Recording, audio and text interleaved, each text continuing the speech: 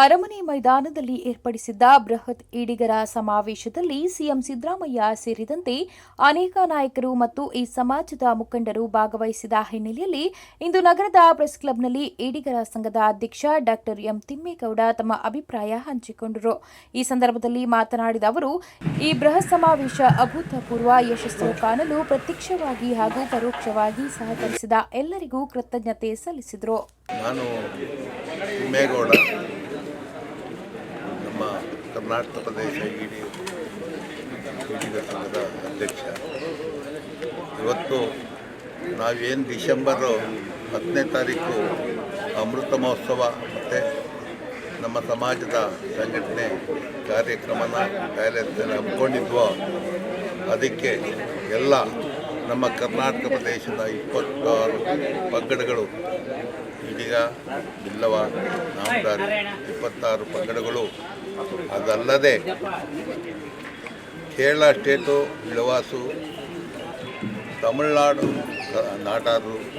ಮತ್ತು ಆಂಧ್ರ ಗೌಡಾಸು ಎಲ್ಲರೂ ನಮ್ಮ ಸಂಘಟನೆಗೆ ಮತ್ತು ಸಹಕರಿಸಿ ನಮ್ಮ ಕೂಗಿಗೆ ಕಿವಿ ಕೊಟ್ಟು ನಮ್ಮ ಸಂಘಟನೆನ ಎಲ್ಲ ಥರನೂ ಹುಮ್ಮಸ್ಸಿನಿಂದ ರಾಜಕೀಯವಾಗ್ಬೋದು ಮತ್ತು ಈ ಸಿನಿಮಾ ನಟರಾಗ್ಬೋದು ಮತ್ತು ಪ್ರೆಶ್ನವರು ನಿಮ್ಮ ಏನು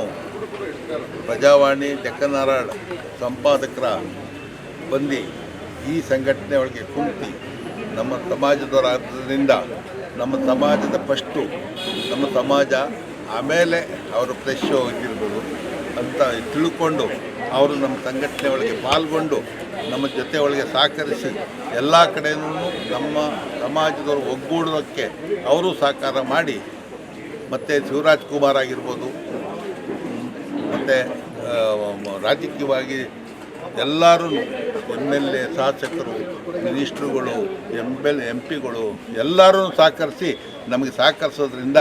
ನಾವು ಅವ್ರಿಗೆಲ್ಲರಿಗೂ ಕೃತಜ್ಞತೆ ಹೇಳೋದಕ್ಕೆ ಇವತ್ತಿನ ದಿವಸ ನಾವಿಲ್ಲಿ ನಿಮ್ಮೆಲ್ಲರ ಮುಂದೆ ಬಂದು ನಿಮ್ಮ ಥ್ರೂ ಅವ್ರಿಗೆ ಕೃತಜ್ಞತೆ ಹೇಳೋಕ್ಕೆ ನಿಮ್ಮೆಲ್ಲರಿಗೂ ನಾನು ಅದ್ರ ಜೊತೆ ಒಳಗೆ ನಿಮ್ಮೆಲ್ಲರಿಗೂ ನಾನು ಕೃತಜ್ಞತೆ ಅರ್ಪಿಸಿ ನನ್ನ 2 ಮಾತುಗಳನ್ನ